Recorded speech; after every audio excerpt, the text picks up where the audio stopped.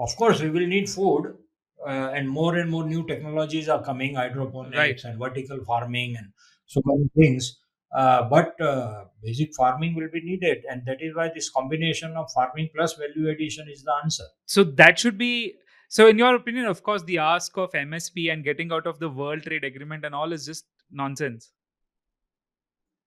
They are all negotiation tools. So that is a part of negotiations always.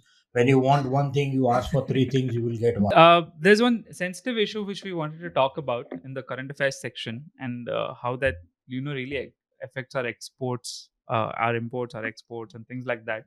So I'm sure all of you are aware that recently the farmer protests began again in India, and I'm sure the political opinions you must have got. But I wanted to sit down with Jagatji and understand the two parts, which is the MSP ask which the farmers have, and why India right now it is a self-sufficient sort of agricultural economy. We don't have to import food grains as such, but we have a small region like Ukraine. I mean, if they can be the second or third largest wheat exporter, I think this. I personally felt, Jagatji, why I wanted to talk to you about this was I think we should just figure out how to export crops. That's the quickest way to increase the farmer incomes. But I'm very surprised that no one talks about this, right? No one talks about trying to think of exporting food crops, trying to think of getting these kind of things done, and letting the market economy decide. No, always. I mean, India is used to this. Like, just try to get subsidies and get freebies. So I don't know. I mean, can you just give an exporter's perspective on this farmer protest, how it affects, and why all of these solutions are very short term? See, the thing is that there is a we have to understand the root cause. Okay, in India, what has happened since independence and even before that is that the land holdings in India are very small, because we have this culture that if I'm a farmer and I have three sons, then when I die, the land is given to three sons Right. and it gets divided.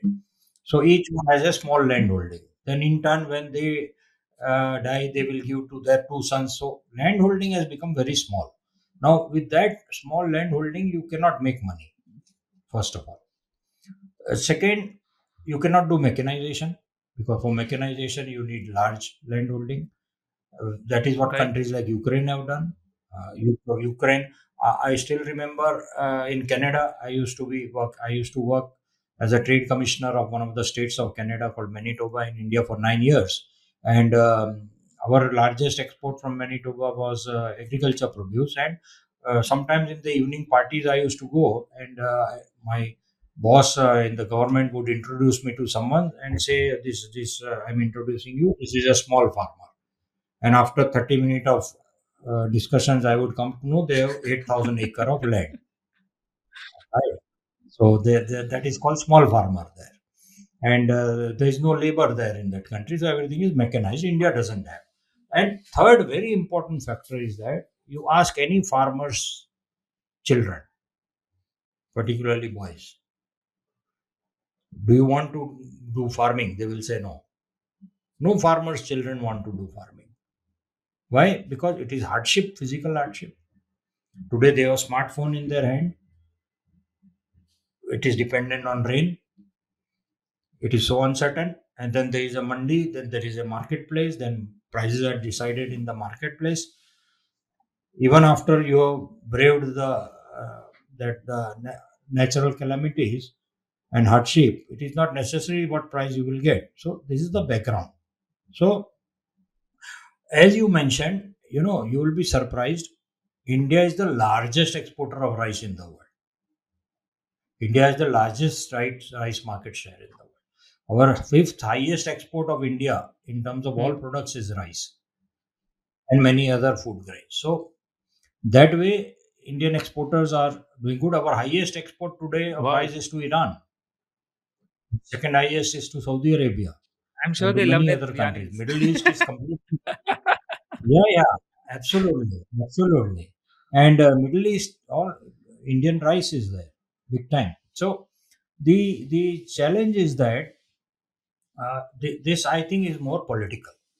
Okay, so Now elections are coming, and actually India has a very strong, India is very well positioned as a brand today in the world. India's brand positioning, I think, first time in the history of modern India, our brand is at its peak, and it's, of course, it's going to grow. So this is actually damaging our brand of India, and I don't think it is going to last beyond elections. So this is something which is temporary. But this is the background. I always tell farmers, I interact with them. I run a smart village program.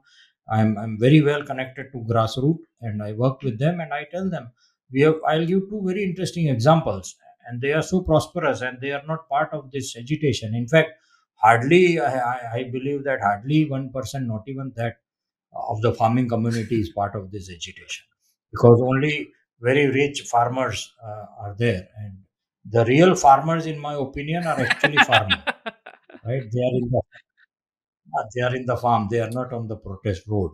But having said that, let me tell you two very interesting examples.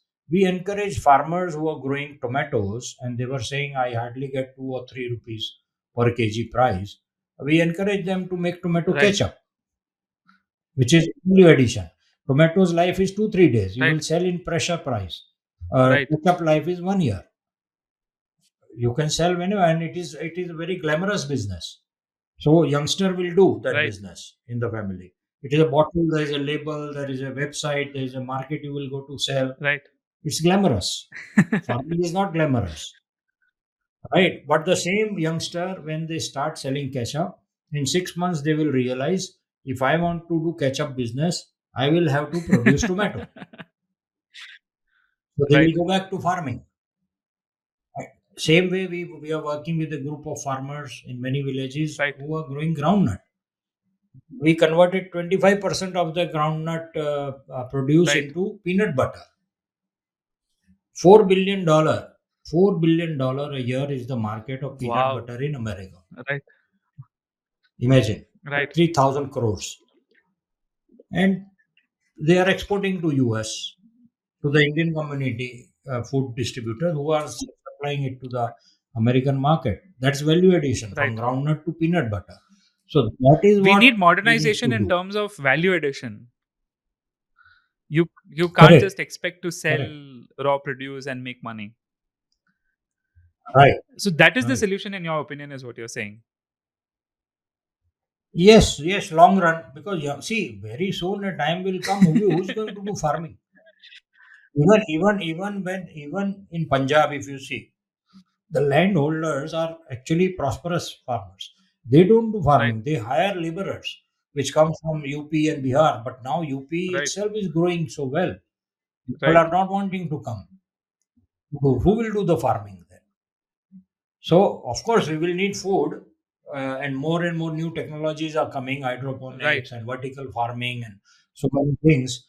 But basic farming will be needed, and that is why this combination of farming plus value addition is the answer. So that should be, so in your opinion, of course, the ask of MSP and getting out of the World Trade Agreement and all is just nonsense. They are all negotiation tools. So, that is a part of negotiations always. When you want one thing, you ask for three things, you will get one. Right. So that is, I think that's just humbug. That is no meaning, and that is one reason why they have actually lost faith overall of the Common Indian, population. Right. citizens. Citizens have lost faith because we understand why we are part of WTO. You cannot be Right. an isolated economy. You have to be part of the global family. On one side, we say Vasudhaiva Kutumbakam, and on another side, then we want to, be isolated from the world economy. It's just The focus negotiation should tool. be on value addition. Focus should be on those aspects which would probably open up more export markets than doing MSP and all of that. Correct.